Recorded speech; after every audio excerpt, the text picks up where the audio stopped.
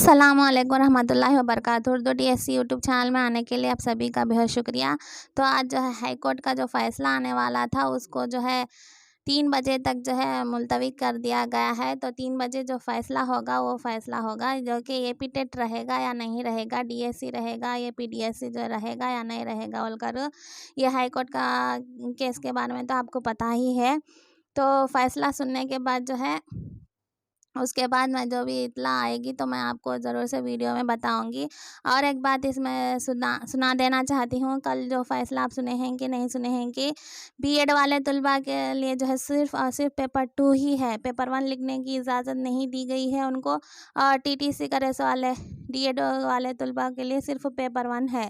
ये इत्तला आप सुने हैं या नहीं सुने हैं नहीं मालूम। कल जो फ़ैसला सुनाए थे उसमें आकर क्लियर सी दे डाले हैं कि सिर्फ बीएड वाले तलबा सिर्फ पेपर 2 ही के लिए एलिजिबल है बोलकर।